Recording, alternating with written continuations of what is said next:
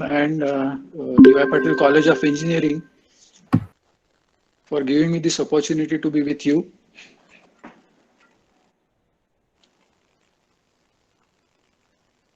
Yes, sir. Sir, we have your presentation on screen now. Yeah, can I go ahead? Yes, sir. Okay, Proceed, fine. sir. Thank you, sir. So most of the things about COVID-19 have already been broadly and specifically elaborated by all my previous speakers. So that leaves me a good chance to talk my heart to you regarding what happens in cardiology. Can I have the next slide? So, cardiology specifically means we are talking of we're taking care of the patients who have a heart attack. That's the most commonly understood part of the cardiology. So, people who have coronary artery blockages, we are taking care of those. And from my side, we are doing what we can call as angiography and angioplasty. That's what we do. Now, there have been certain lessons we have learned from COVID-19. Now, the lessons what we have learned pertain to other medical management of cardiovascular diseases, and apart from that, what we have learned from the lockdown. Next slide, please.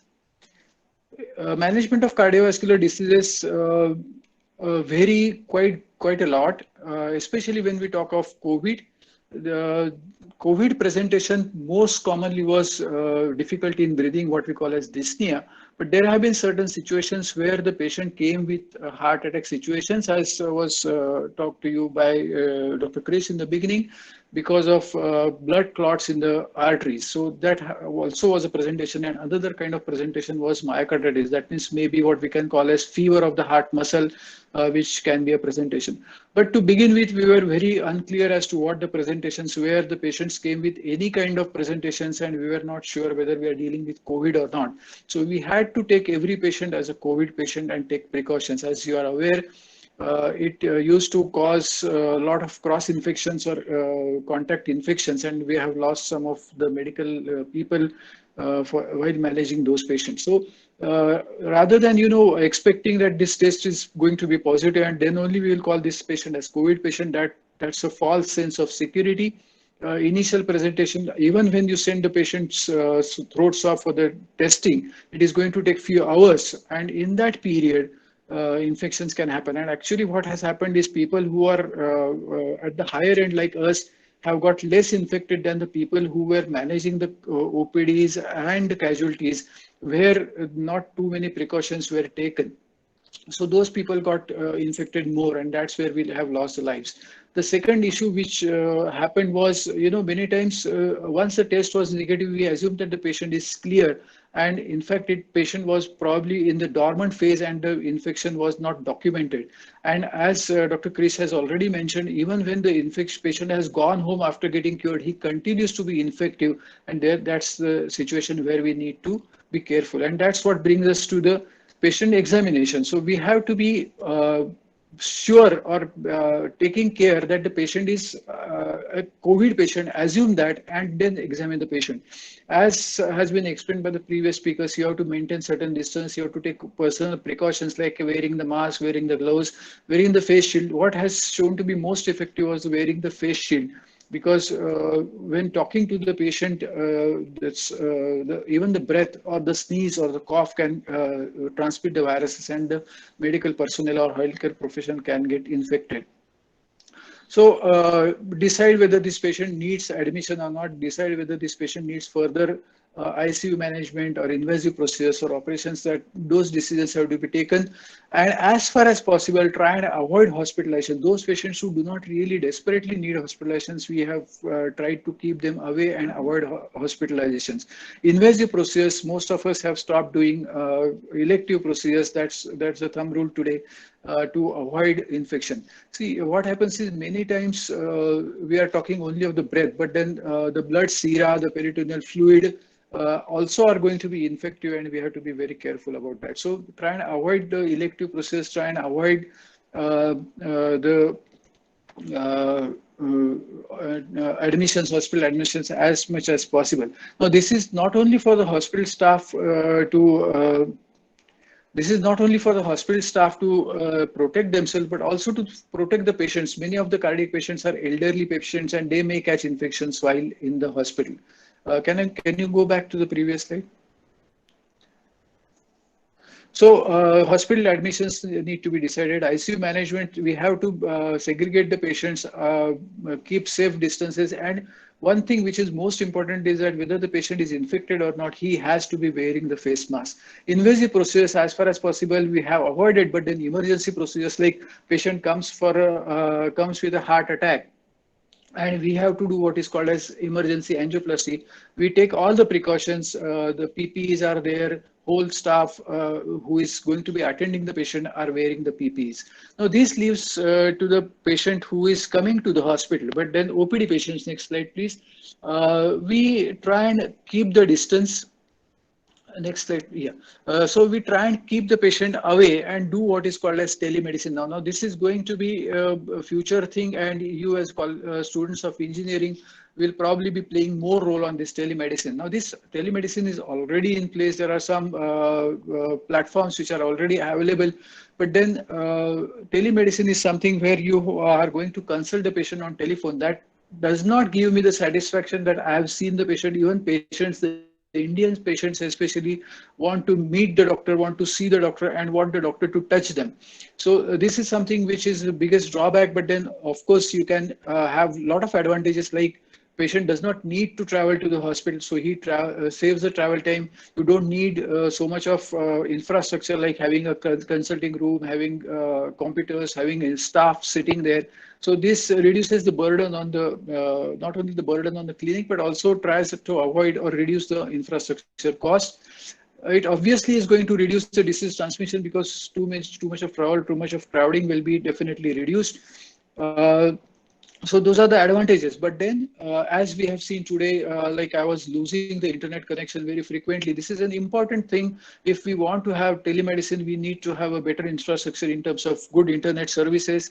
We need to develop wearable technologies. Now if I'm not able to see the patient, I'm not able to measure his pulse, measure his BP, auscultate him, then it is going to be worthless. So I have to depend only on what patient tells me, or what the relatives are going to tell me about. So I don't think that's going to be a real telemedicine. So we have to have these wearable devices which can measure. Now already we have devices measuring the ECG, measuring the pulse, measuring the blood pressure, but then we can also have things which can measure. Can I go ahead? Yes, Hello? sir. Yes, sir. Yes, sir. You can do it. I am not seeing my slides. Anyway, so wearable devices need to develop, need to improve. Now, ultimately, what we are going to land up is what we are going to have kiosk, health kiosk, like, ATMs, what we have. Can I have my slides? I'm not able to see the slides. So we can So have health. you need to ping the window of Usha Jadhav to see the slide. Please ping the window of Usha Jadhav. That I'm all trying.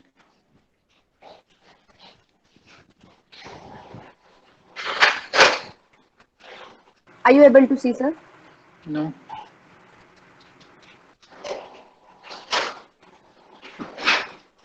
Anyway, so we need to have health kiosks where, like ATMs, we can go to the kiosk. The patient enters the kiosk. He will be instructed to put a certain device on his chest, certain device on his pulse, certain device on his blood pressure, and that's how we can get the parameters. And remotely, doctor can sense those, see those, and do the necessary treatment changes. Most commonly, this will be for follow-up visits. Generally, for the first time, it's preferable that patient is seen by us in the hospital, or in safe environmental settings. Now, as far as procedures are concerned, we so far are avoiding elective procedures, but at some point of time, we'll need to start on the procedures.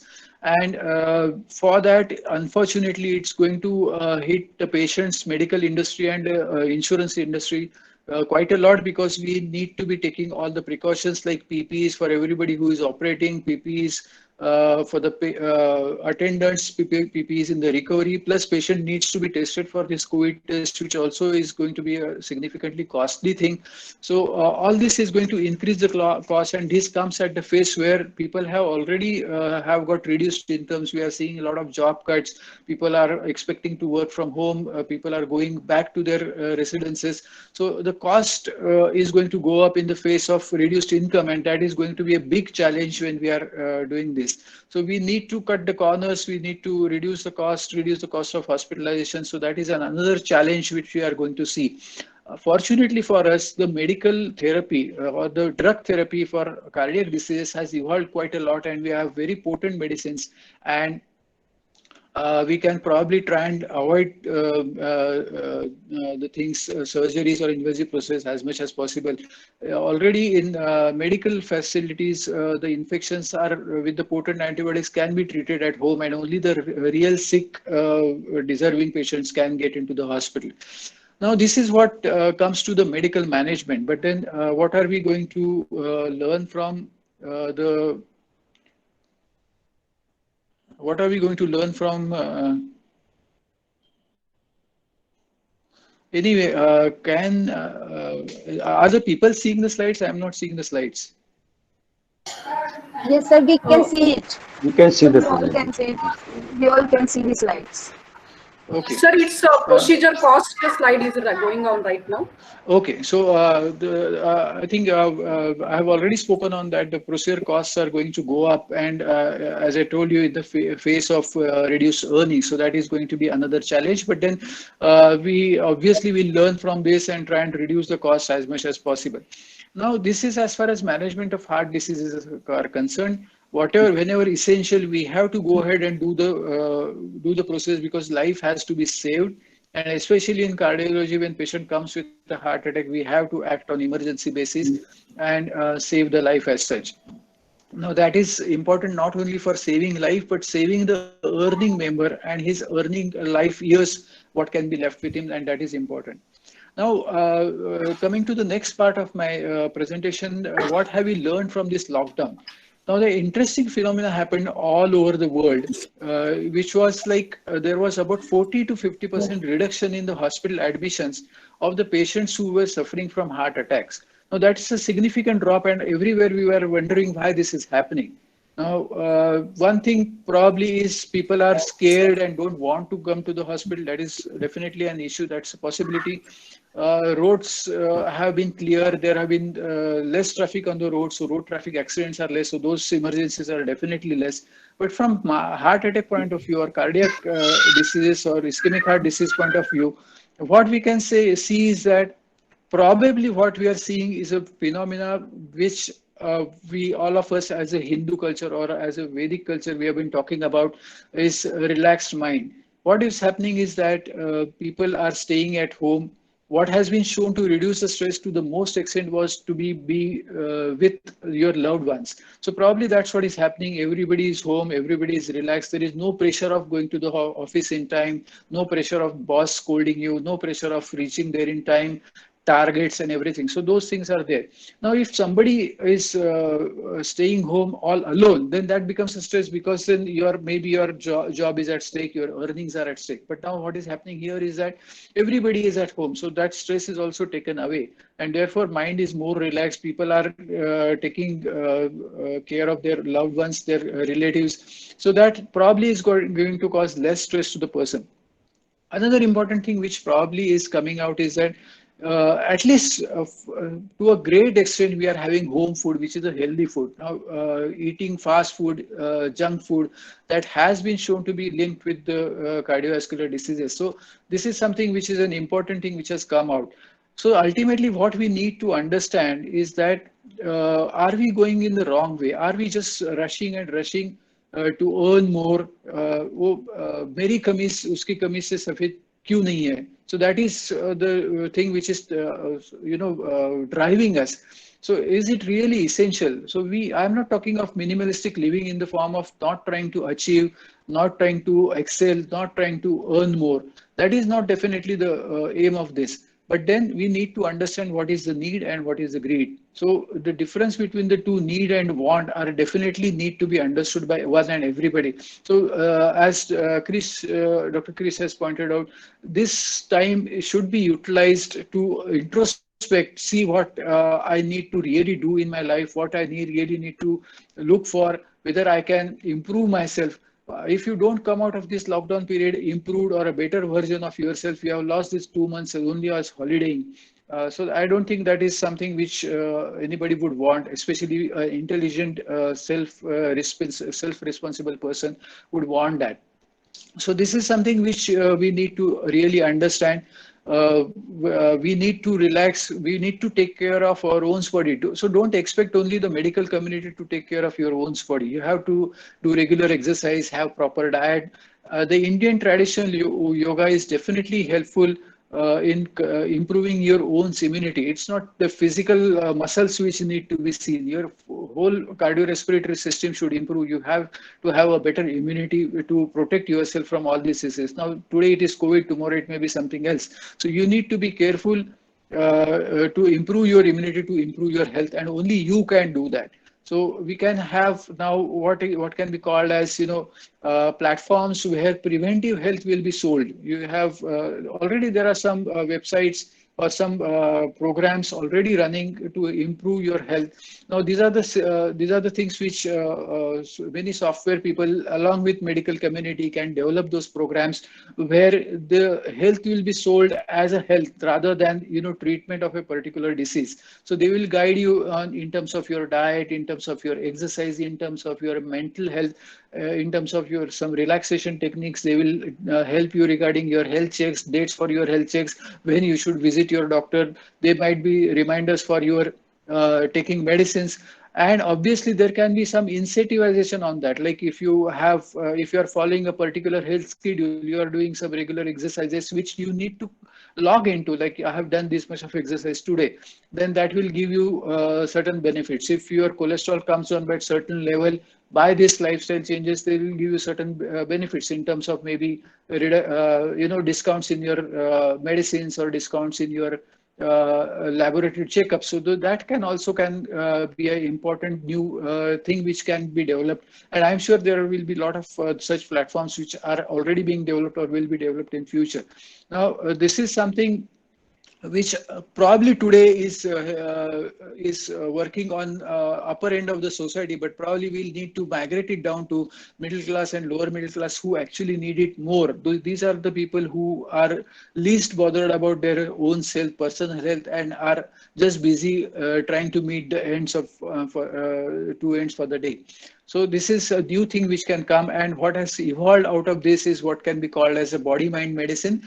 As we have seen, the most of the cardiac diseases, at least the non-communicable diseases, are coming from mind. So we need to understand this concept of mind-body medicine. We need to take care of our mind first to have a healthy life, disease-free life, and a more productive life.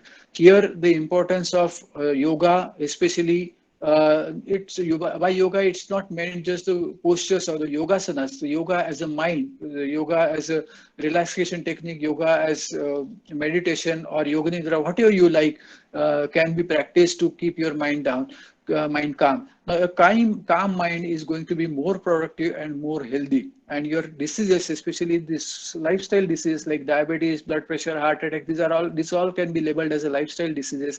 So these diseases can be curtailed to a great extent by having a proper mind-body medicine. So I think these are the few things which I thought about as a post-COVID scenario, which probably could be helpful for people who are non-medicals, and maybe we can develop on that. Thank you. Thank you, sir. Thank you, sir, for very useful insights and suggesting us the research area of telemedicine and robotic surgery. And thank you. Definitely, we'll use this to differentiate our needs and grades and suggesting the concept of mind-body medicine. It was excellent, sir. Thank you for being with us in spite of having so busy schedule. Can we move forward towards the question answer session, sir? Yeah, if there are any. Yes, sir. Professor Prakash Gore has asked, which diet and exercise are recommended to increase immunity for human beings? For specifically for increasing immunity, we need to be more on vitamin supply. So in general, if we really go at the traditional, like what your Dada Pardada used to eat, there used to be a Koshimbir, the proper diet. So uh, so this is something which all of us need to follow up. So what I tell my patient is that what your grandparents or great grandparents used to eat, you eat that. Don't eat those fashionable foods which are there in the market, ready to cook foods. Those are not to be used. So more of raw foods, more of sprouts, more of vitamins, fresh, different colored vegetables, raw fruits with the skin should be eaten. Now, raw skin means we have to be taking care to clean the fruits and the vegetables what we are going to use. And as far as exercises are concerned, mainly aerobic kind of exercise, pranayama goes a long way in improving your health and immunity.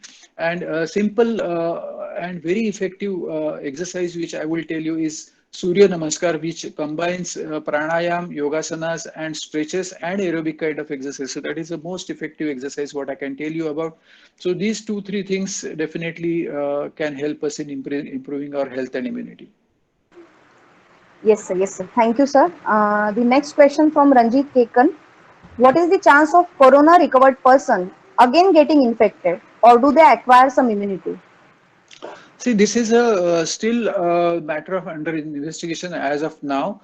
Those patients who were thought to be corona reinfected, actually what happens is that corona, once patient is cured, still he continues to have presence in his body and coronavirus in his body, and he continues to shed coronavirus. So sometimes it was thought that he has got reinfected with corona, although he was suffering from something else.